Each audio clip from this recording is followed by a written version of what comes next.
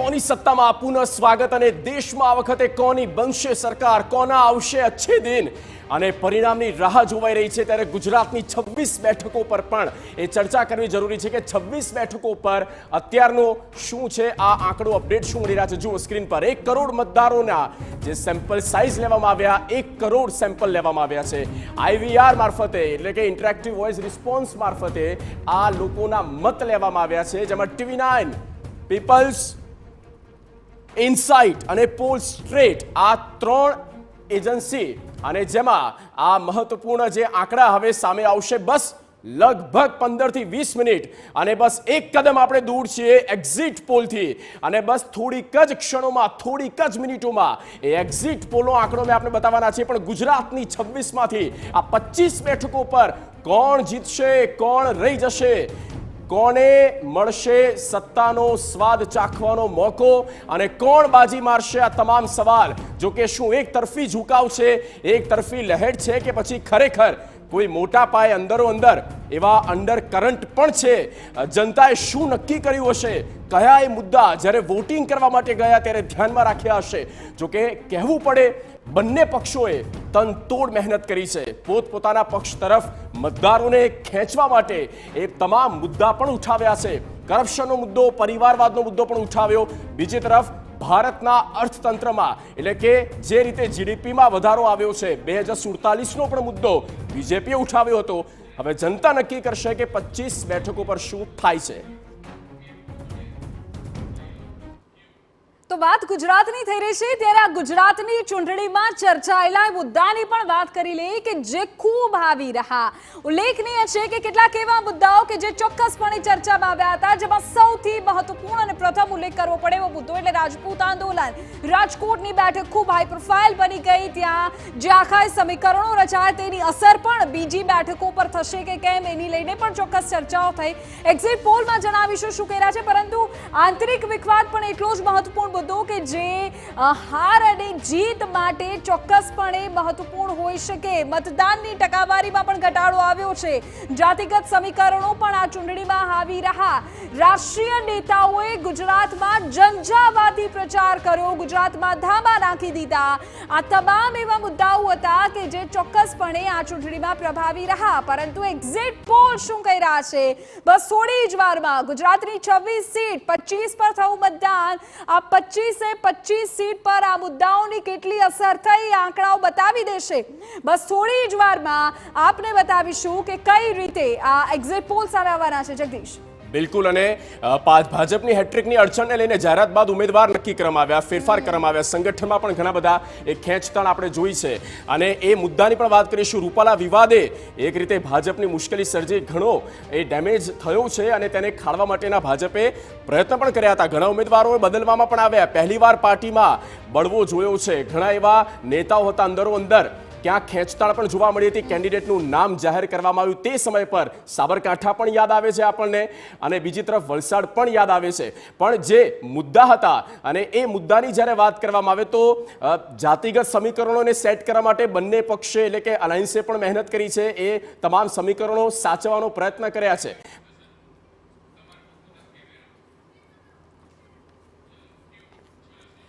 તો બસ થોડી વાર હવે બાકી રહી છે એક્ઝિટ પોલને આવવાને, પરંતુ ગુજરાતની વાત થઈ રહી છે ત્યારે નરેન્દ્રસિંહ આપની પાસે આવું છું।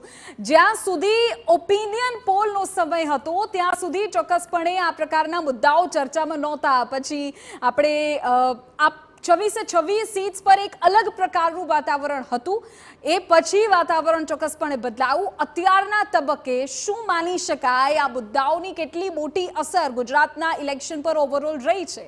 આમ જોવા જઈએ ને તો પહેલાં આપણને લાગતું હતું કે રામ મંદિરનો મુદ્દો ગુજરાતમાં સૌથી વધારે અસર કરશે। ઓવરઓલ માહોલ પણ એવો જ હતો, બની ગયો હતો, પરંતુ જે રીતે થોડું જાન્યુઆરી મહિનામાં જ્યારે રામ મંદિરનું જે સમગ્ર કાર્યક્રમ અને દેશભરમાં તેની ઉજવણી પણ કરવામાં આવી, પરંતુ રામ મંદિરનો મુદ્દો જોઈએ એવો ગુજરાતમાં જે ભાજપનો એક ગઢ ગણાય, ભાજપનું એક એપિસેન્ટર ગણાય, ભાજપનું એક મતબેંક મોટી ગણાય, ત્યાં કદાચ એટલો આપણને અસર કરતા જોવા ન મળ્યો। અને સાથે જ ગુજરાતમાં જે વિકાસનો મુદ્દો, એ પહેલાં ઓપિનિયન પોલ વખતે પણ આ મુદ્દાઓ થોડા હતા, વિકાસનો મુદ્દો પણ એટલો જ હતો। મહત્વનો, અને સાથે જ વડાપ્રધાન નરેન્દ્ર મોદીનો ચહેરો, એટલે કે ગુજરાતના મતદારો વડાપ્રધાન નરેન્દ્ર મોદીના ચહેરાને જોઈને જ મત આપે છે, નહીં કે જે તે બેઠકના ઉમેદવારોને જોઈને. એટલે કે આ તમામ મુદ્દાઓ હતા. પરંતુ જે રીતે આપણે વાત કરી કે ત્યારબાદ ક્ષત્રિય આંદોલન હોય કે ભાજપનો આંતરિક વિખવાદ હોય, ક્ષત્રિય આંદોલનની અસર લગભગ 8 થી 10 જેટલી લોકસભા બેઠકો ઉપર થાય તેવી શક્યતાઓ આપણને હતી, અને તેમાંથી કેટલીક જગ્યાએ જોવા પણ મળ્યું. જામનગર હોય કે આ તરફ આણંદ કે ખેડા હોય કે પછી કચ્છમાં પણ ક્યાંક અંશે જોવા મળ્યું, ઉત્તર ગુજરાતમાં પણ થોડા અંશે જોવા મળ્યું. પરંતુ તે સામેના ઉમેદવારને, એટલે કે અન્ય પાર્ટીના ઉમેદવારને જીતાડે તેટલી મોટી સંખ્યામાં થયું હોય તેવું કદાચ લાગતું નથી. મારું એવું અનુમાન છે. સરસાઈ ચોક્કસ ઘટી શકે, પરંતુ જીત તરફ લઈ જાય તેવી શક્યતાઓ ઓછી છે. એટલે કે આ તમામ આપણે મુદ્દાઓ જોયા, આ તમામ મુદ્દાઓ ઉઠ્યા ચૂંટણી દરમિયાન. પરંતુ ઓવરઓલ જોવા જઈએ ને તો કદાચ હું એવું માનું છું કે ભાજપ ફરીથી વખત, એટલે કે 2019ની જે સ્થિતિ હતી તમામ બેઠકો તે કદાચ લઈ જાય તેવું હાલ લાગી રહ્યું છે. કિંજલ, આમ જોવા જઈએ તો આપણે જે હિન્દી બેલ્ટ આખો છે ત્યાં છે ને લોકો ખૂબ મુખરતાથી બોલી દે છે. એના બંને વાત ગુજરાતીઓ એ બાબતે બહુ શાણા છે. પરંતુ ગુજરાતમાં પાછલા ઘણા સમયથી એક જ પાર્ટીની સરકાર રહી છે અને આ વખતે હેટ્રિકના દાવાઓ કરી રહ્યા છે. આ તમામની વચ્ચે જ્યારે તમે ગુજરાતની જનતા પાસે ગયા ત્યારે તમને શું સ્પર્શ્યા બધા મુદ્દાઓની અસર દેખાય ખરા? વિધિ, જો ગુજરાતમાં છે ને એક જ મુદ્દો હતો કે જે સૌથી વધારે ચર્ચા થતો હતો, એ હતો ક્ષત્રિય આંદોલન.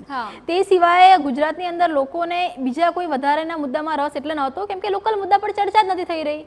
જો કોંગ્રેસની અને ભાજપની વાત કરવામાં આવે તો એક વાત ખૂબ સ્પષ્ટ છે કે ભાજપ ચૂંટણી જાહેર થઈ એના 1 મહિના પહેલા જેટલી સ્ટ્રોંગ હતી, એટલે કે ભાજપ ગેમમાં હતી, સૌથી આગળ ચાલતી હતી. સૌથી પહેલા તેમના લોકસભાના કાર્યાલય શરૂ થઈ ગયા, અને એ વખતે કોંગ્રેસ એકદમ ડાઉનગ્રેડ હતી. કોંગ્રેસમાંથી ઉમેદવાર શોધવા પણ મુશ્કેલ થઈ રહ્યા હતા. પણ જેમ જેમ ચૂંટણી આવી, જીત અને હારે 2 નંબરની વાત છે, પણ ગુજરાતમાં બી એવું કહી શકાય કે કોંગ્રેસ પણ આ વખતે મજબૂતાઈથી લડી જે પણ આંદોલન. અને સૌથી મજાની વાત એ છે વિધિ કે રાજકોટ એપિસેન્ટર બન્યું છે ક્ષત્રિય આંદોલનનું, પણ જ્યારે પરિણામો આવશે ને ત્યારે રાજકોટમાં ક્ષત્રિય આંદોલનની કોઈ અસર નહીં જોવા મળે, કેમ કે ત્યાં મતદાતાઓ ક્ષત્રિય હોય એની સંખ્યા ખૂબ ઓછી હતી. અને જે પ્રકારે જામનગરની અંદર વડાપ્રધાન આવ્યા અને જે રીતે એમણે 6 સભા કરી અને એક માહોલ બનાવવાનો પ્રયાસ કર્યો, પરંતુ હા, એની જે અસર જે થઈ છે એ જામનગરમાં જોવા મળશે.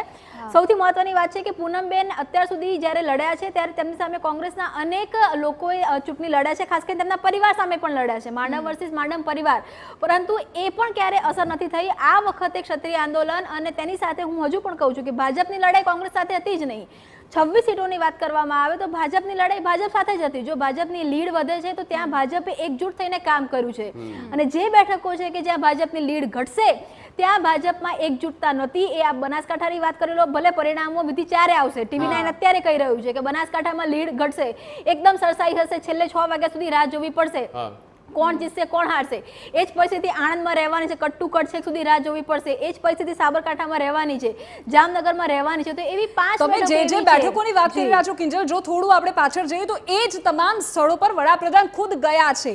એમણે રેલીઓ કરી છે, ભલે રાજકોટ નથી ગયા કે મંચ પર રૂપાલા નહોતા, પરંતુ આ જગ્યાઓને તેમણે આવરી તો લીધી છે. રાજકોટની રેલી સુરેન્દ્રનગર કરી હતી, પરંતુ જે નારાજગી હતી રૂપાલાની સામેની, એના કારણે તેમણે મંચથી તેમને આખા કાર્યક્રમમાં દૂર રાખ્યા. સુરેન્દ્રનગર આવરી લીધું, જામનગર ને આવરી લીધું, આણંદ જઈ આવ્યા વડાપ્રધાન.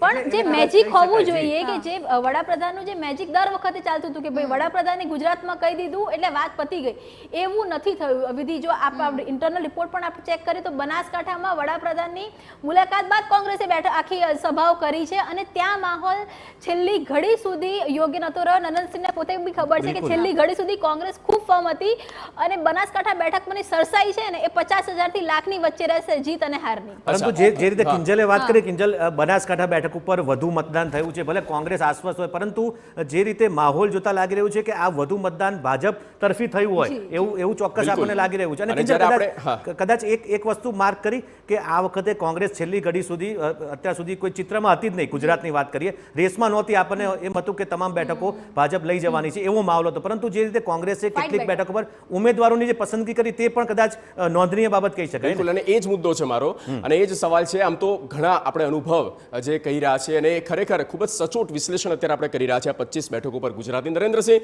એક પત્રકાર તરીકે અને પત્રકારિત્વની તમારી જર્ની શરૂ થઈ, અત્યારે એક રાજકીય વિશ્લેષક તરીકે ખૂબ બહોળો અનુભવ તમારી પાસે, અને ગ્રાઉન્ડ રિપોર્ટિંગ પણ આપણે ઘણું કર્યું છે, ઘણા સંવાદો પણ કર્યા છે. નરેન્દ્રસિંહ, એ જણાવો, 2019 અને કોંગ્રેસની બીટ પણ તમે એક વખત સાચવતા હતા, અને એ પણ તમે ઘણી કવર કરી છે, તો કોંગ્રેસમાં આ વખતે લાગે છે કે 2019ની કમ્પેરિઝનમાં આ વખતે કેન્ડિડેટ એમણે મજબૂત મૂક્યા કે ભાજપને એક વખત તો પરસેવો પાડી દીધો? ચોક્કસ હું એ જ કહેવા માંગુ છું કે જ્યારે ઉમેદવારોની જાહેરાત નહોતી થઈને અને જે માહોલ હતો, રામ મંદિરનો મુદ્દો હતો અને ત્યારબાદ આ ક્ષત્રિય આંદોલનનો મુદ્દો પણ નહોતો આવ્યો, તે વખતે કોંગ્રેસના નેતાઓ ખુદ, કારણ કે ભરતસિંહ સોલંકી હોય કે અન્ય જે મોટા નેતાઓ કહી શકાય, સિદ્ધાર્થ પટેલો, તેઓને કહેવામાં આવ્યું ચૂંટણી તમે લડો તો ચૂંટણી લડવાની ના પાડી દીધી. એમને એક ડર હતો કે આ હારવાની જ સીટ છે અમારે, એટલા માટે એ નેતાઓ પણ તેનાથી દૂર ભાગ્યા અને પછી જે માહોલ જોવા મળ્યો.